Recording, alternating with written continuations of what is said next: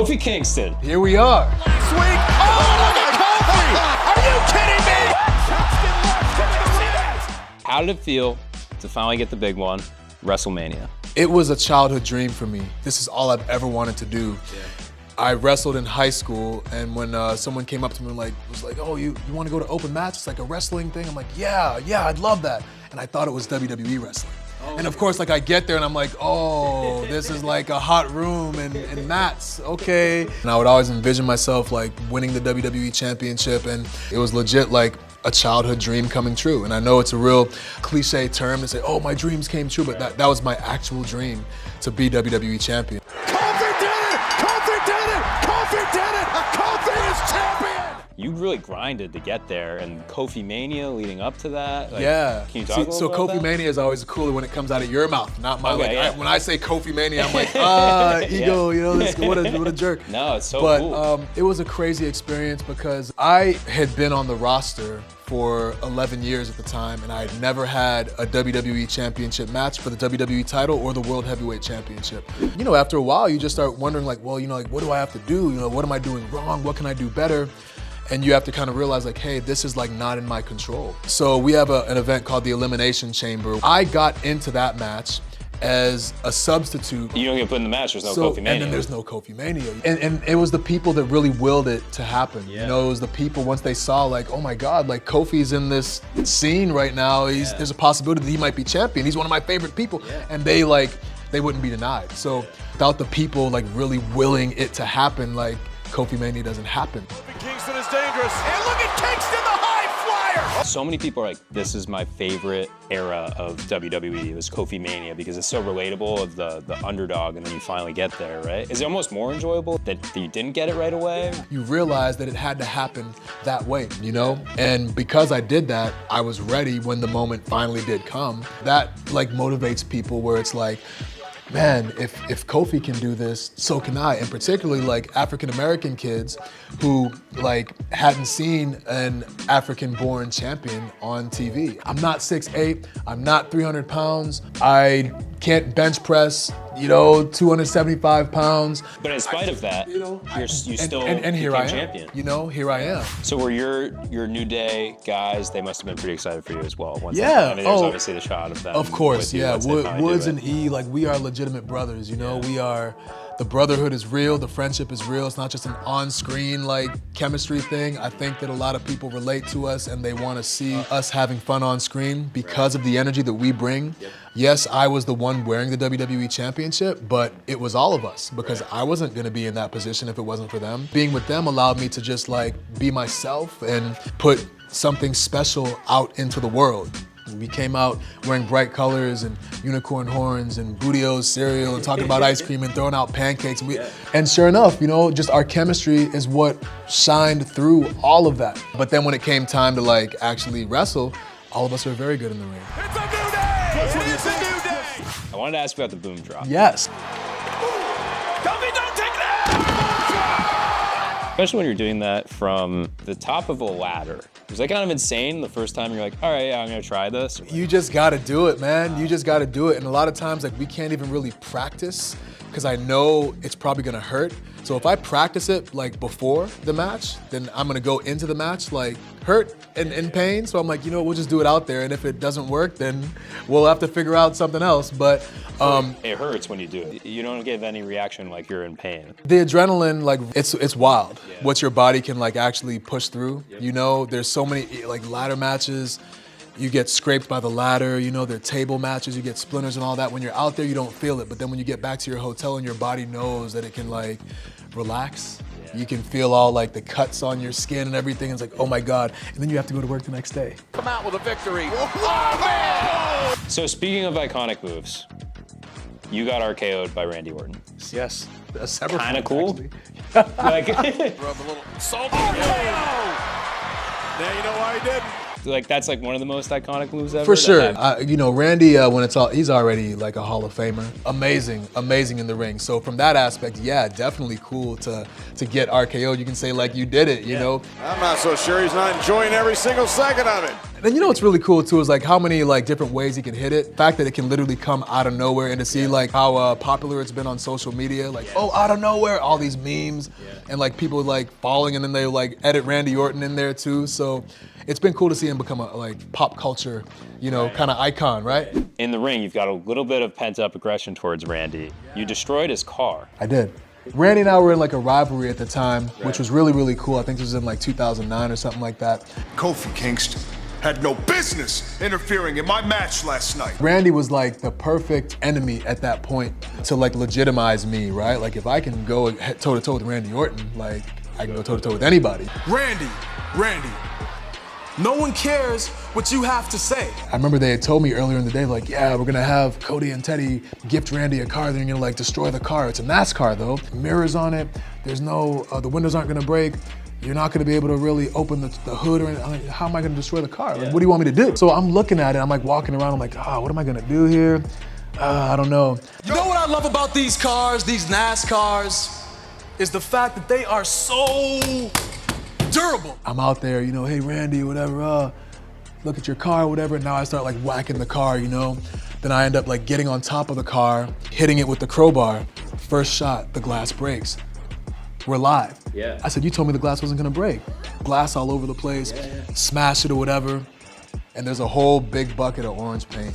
And now I take the bucket and like the grand finale and I slap it on the hood. And as I do it, I start to slip. And I'm like, oh no, and I can feel myself just like kind of slipping. Yeah. And I'm like, oh no, but somehow I like gained my balance. It's a miracle. To this day, I don't know how I like was able to maintain, and somehow like just ended right in the camera. And the camera goes out and I'm like, oh my God, like that could have been a disaster. And if I were to have fallen, it would have been it. It looks like I've really screwed up your paint job, man. You said Randy Orton is a future WWE Hall of Famer. Make your case for why you should be in the WWE Hall of Fame. No, man. Make your case. I'm tired of being because humble. people have been making the case for you everywhere. Online, I see it everywhere. People talk about like what's the barometer of being in the Hall of Fame? Is it championship titles? Is it moments? You know, is it rivalries? Like what is it? I feel like I've had all of those things, which I still don't even have them all memorized. You know? Here, I'll read go ahead them for and read you them off again. We're not being humble today. I'll read them off. Read them off. You're WWE champion. God! 4-time Intercontinental champion. 3-time United States champion. You see it. 15-time tag team champions. 23 total championships. Come on, bro. How is that not a man who's in the Hall of Fame? That in and of itself is Hall of Fame worthy. You know what I mean? But then you even talk about just the run with the New Day. New Day!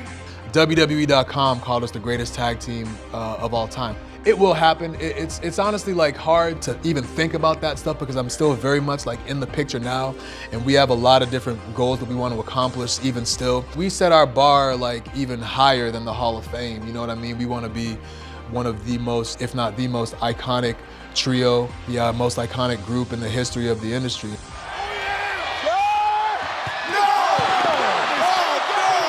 What's the best line of trash talking you've ever given?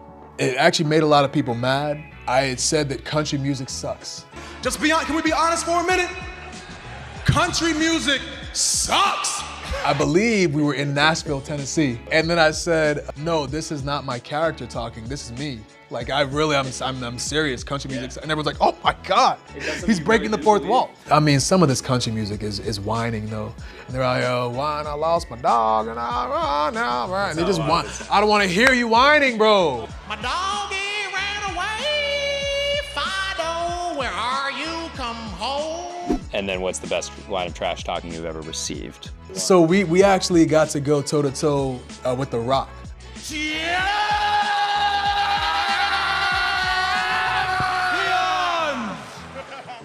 For me, getting insulted by The Rock was really cool because in college, before I went to bed every night, I would look at my Rock poster, I would jump and do a jumping elbow into my dormitory bed and pull my sheets up, and that's how I went to bed. You know, we brought our A game, he brought his A game, and he's like insulting us, and we had these unicorn horns on our heads, and they light up, and he said that they were llama penises. The fact that you are that entertaining when you still wear llama penises strapped to your head. You get a Rock promo cut on you, as a kid who grew up watching The Rock cut these Rock promos on other people, I'm like, wait, now it's happening to me. Ooh, I should be mad, but this is really cool. Have you gotten to talk to him a little bit behind the scenes? We had done like some media together. I remember like being backstage. You know, I just asked him, I said like, hey, you know, you have any advice or whatever? And he's like, yeah, just like, don't take yourself too seriously, you know? Like he said, don't worry about like, oh, you know, you gotta go out there and look strong. And at the time I had no idea what he was talking about. Please explain. You know, and I think a lot of people wanna be the big tough guy all the time to the point where you're like, oh, I can't have someone say something about me and look stupid out there because, oh, I'm too tough.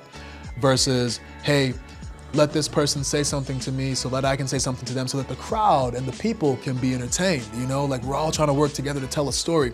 So I didn't really understand that. And then, you know, you fast forward to like the New Day and here we are again, going out as grown men, twerking, shaking our hips and gyrating and wearing these like crazy flamboyant colors.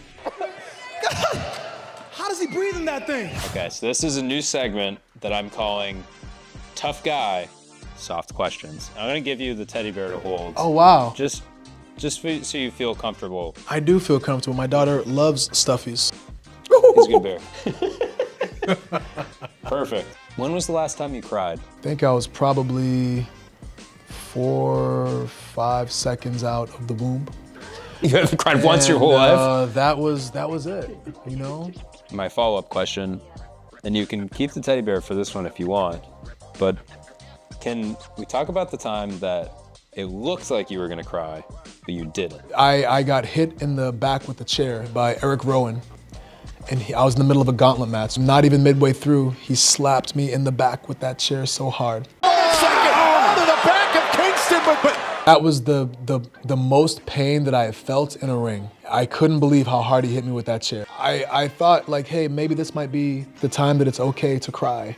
You know, and maybe I should give these people a moment and humanize myself and oh, let them see me cry. And then I look around, I said, you know, nah, let me just go ahead and win this gauntlet match. I didn't win, but I didn't cry.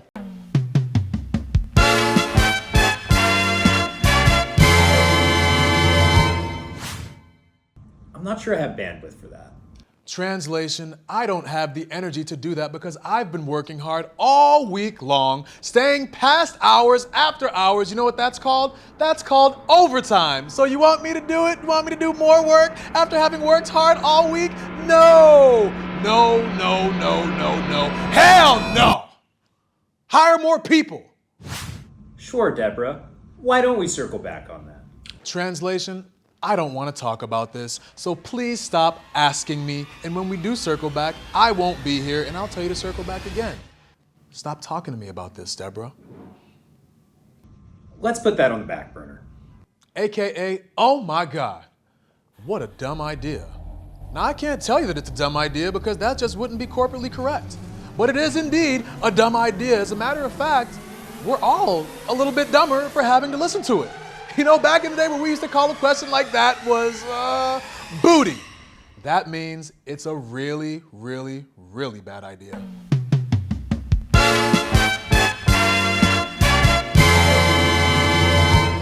Kofi, what are the odds you berate me in public as if we're about to step into the ring? DraftKings has the odds at plus 225. What do you say?